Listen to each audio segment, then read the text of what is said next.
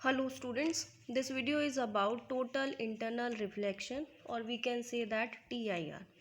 जैसे आपने रिफ्रैक्शन का फिनोमिना पढ़ा है कि जब लाइट रे हमारी किसी एक प्लेन मीडियम के प्लेन के ऊपर फॉल होती है at a point of incidence, जिसको मैं O से डिनोट कर रही हूँ, it will make a normal which is perpendicular to the plane and it makes an angle of incidence I.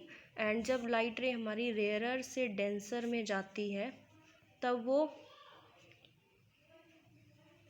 Towards the normal bend हो जाती है, लेकिन अगर डेंसर से रेयरर में जाएगी तब वो अवे फ्रॉम दी नॉर्मल जाएगी। लेकिन यहाँ पे वर्ड आ रहा है रिफ्लेक्शन का, लेकिन ये फिनोमिना तो होता है रिफ्रैक्शन का, क्योंकि जब लाइट रे एक मीडियम से दूसरे मीडियम में जा रही है उसका पाथ चेंज हो रहा है, उसकी वेलोसिटी चेंज हो रही है।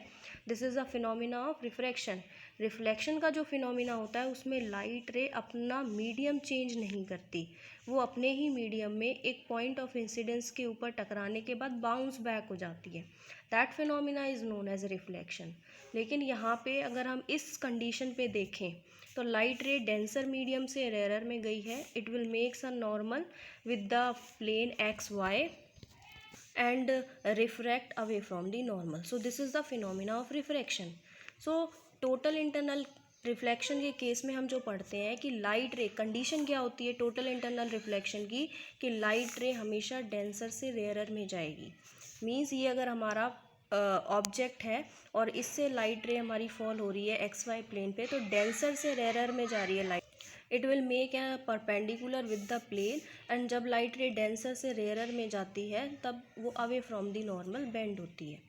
सो आप इस केस में देख सकते हो कि एंगल ऑफ इंसिडेंस और एंगल ऑफ रिफ्रैक्शन दोनों नियर अबाउट सेम है। जब आगे फर्दर लाइट रे है स्प्रेड होगी सभी डायरेक्शन में, अगर अगले पॉइंट ऑफ इंसिडेंस पे अगर हम देखें तो incidence angle of incidence is near about greater is less than angle of refraction. And एक पॉइंट ऐसा आएगा जब लाइट रे यहाँ तक इस पॉइंट ऑफ इंसिडेंस तक आई, उसके बाद it will bends in this way towards away from the normal.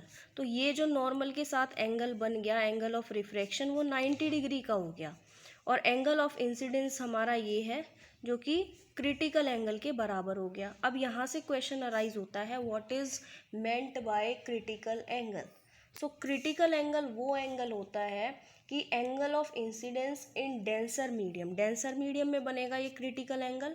और एंगल ऑफ इंसिडेंस हम इसको बोल सकते हैं जिसके लिए एंगल ऑफ रिफ्रैक्शन, जो एंगल ऑफ रिफ्रैक्शन है ये 90 डिग्री के बराबर, रिफ्रैक्शन वो भी रेयरर मीडियम में बिकम्स 90 डिग्री। अगर एंगल ऑफ रिफ्रैक्शन हमारे पास 90 डिग्री के बन जाए रेयरर मीडियम में, तब हम एंगल ऑफ इंसिडेंस को उस केस में क्रिटिकल एंगल के बराबर बोल सकते हैं। सो एक पॉइंट अगले पॉइंट पे अगर हम देखें तो लाइट रे फिर अगेन दोबारा स्प्लिट अप होगी एंड इस पॉइंट ऑफ इंसिडेंस के ऊपर जब एंगल ऑफ इंसिडेंस हमारे पास ग्रेटर हो गया देन एंगल ऑफ रिफ्रैक्शन से, पहले तो ये 90 डिग्री था, अब ये 90 डिग्री से बढ़ गया, ये वाला एंगल इंक्रीज हो गया एंगल ऑफ रिफ्रैक्शन। लेकिन अब मीडियम भी सेम है, डेंसर से गई है और डेंसर में ही वापस आ गई, मतलब यहाँ जो फिनोमेना आ गया वो बाउंसिंग बैक ऑफ लाइट का आ गया। और bouncing back of light is called reflection of light. इसीलिए इस टॉपिक का नाम है टोटल इंटरनल रिफ्लेक्शन, क्योंकि यहाँ जो अब फिनोमिना आया है, यहाँ जो फिनोमिना वर्क कर रहा है that is phenomena of reflection.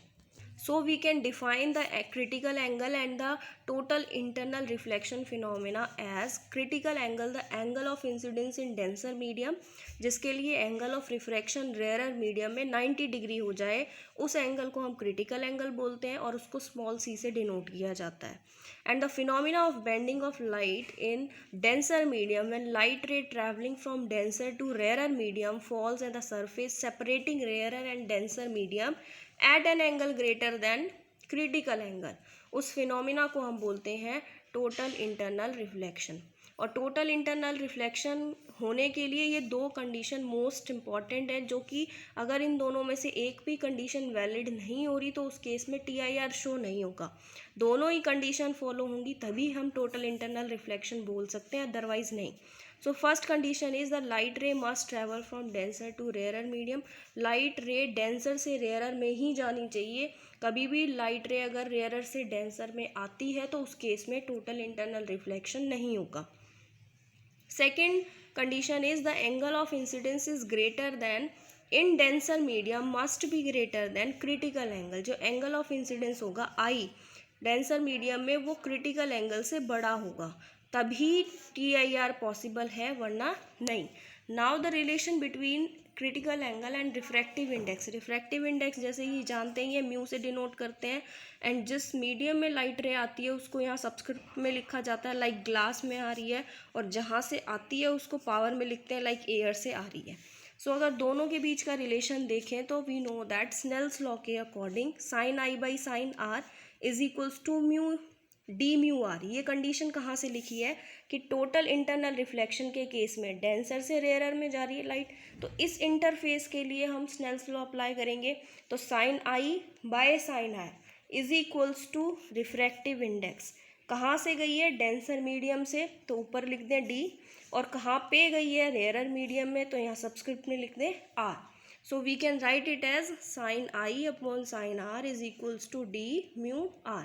और अगर इसका अपोजिट कर देंगे sine r by sine i is equals to, तो ये भी अपोजिट हो जाएगा, क्योंकि we know that refractive index of rarer medium with respect to glass is equals to 1 upon refractive index of glass with respect to glass, or we can say that denser medium with respect to rarer denser medium।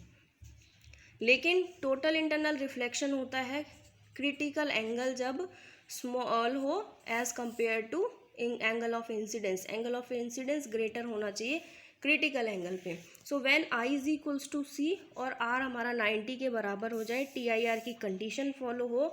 अगर हम यहाँ refraction की जगह 90 degree put कर देते हैं, और we know that sine 90 की वैल्यू 1 होती है, so 1 by sine c is equals to refractive index of denser medium with respect to rarer, or we can write it as sin C is equals to 1 upon mu dr. So this is the relation between critical angle C and the refractive index mu, and इसकी help से numericals आगे solve होंगे। And the दो important note point है। First one is as refractive index depends upon wavelength of light used. जैसे कि refractive index depend करता है वेवलेंथ लाइट की पे, जो कि लैम्डा से डिनोट किया जाता है। So the value of critical angle will be different for different colours, और वी नो दैट कि जो विवग्योर होता है उसमें सभी कलर्स की वेवलेंथ डिफरेंट होती है, और रिफ्रैक्टिव इंडेक्स अगर वेवलेंथ पे डिपेंड कर रहा है और जबकि सबकी कलर्स की वेवलेंथ डिफरेंट है, तो सबका रिफ्रैक्टिव इंडेक्स भी डिफरेंट होगा। और refractive index is equals to 1 by mu which is directly proportional to lambda square. So we can say that from here कि जो क्रिटिकल एंगल होगा रेड कलर का ज़्यादा होगा as compare to violet. So violet colour undergo TIR easily as compared to red. So the next point is in TIR there is 100% reflection of light rays. There is no loss of intensity. Light की intensity का loss नहीं होता, मतलब जितनी brightness हमने light की दी, जितनी intensity हमने लाइट की दी, उतनी ही इंटेंसिटी की लाइट आपको वापस मिलेगी। उसके अंदर उसकी ब्राइटनेस में, उसकी इंटेंसिटी में लॉस नहीं होता TIR के केस में। Hence images formed by TIR are much bright. Image form by जो TIR से इमेज बनती हैं वो ज़्यादा ब्राइट होती हैं, क्योंकि उनकी इंटेंसिटी ज़्यादा होती है as compare to mirrors and lens. अगर हम एप्लीकेशंस की बात करें टोटल इंटरनल रिफ्लेक्शन की, तो टोटल इंटरनल रिफ्लेक्टिंग प्रिज्म, और जिसको हम पोरो प्रिज्म भी बोलते हैं, उसके अंदर TIR शो होता है। There are right angle isosceles prism, वो इस तरह एक राइट एंगल आइसोसेलेस प्रिज्म जैसा होता है, एंड देयर रिफ्रैक्टिंग इंडेक्स, जिसका रिफ्रैक्टिव इंडेक्स म्यू की वैल्यू 1.5 होती है, and for which critical angle is about 42 degree, और जिसके लिए क्रिटिकल एंगल 42 डिग्री होता है। And if the rays falls at an angle greater than 42 degree, then the rays get totally internally reflected. For example, आप इसमें देख सकते हो कि अगर आपके पास इस तरह की प्रिज्म है, ऐसा कोई प्रिज्म है जिसमें ये एंगल 90 डिग्री का है, और AB लाइट रेज यहाँ से आई, it will makes a normal with the plane. ये जो रिफ्लेक्टिव प्लेन है इसके साथ ये नॉर्मल बनाएंगी, एंड जब लाइट रेज डेंसर से रेयरर में आएंगी ये जो एंगल है ये 90 हो गया, तो ये 45 डिग्री के एंगल हो गए, and it is also 45 degree. So in this वे अगर लाइट रे इस प्रिज्म में फॉल करेंगी तो इस वे से वो कम्स आउट होंगी और इसके अंदर total internal reflection phenomena work करेगा। सिमिलरली अगर हमारे पास प्रिज्म इस तरीके से है, so it will angle of critical angle, that is 45 degree, and the total internal reflection phenomena works। अगर हम इसी को इस तरीके से रोटेट कर देते हैं through 180 degree. So this is all about total internal reflection.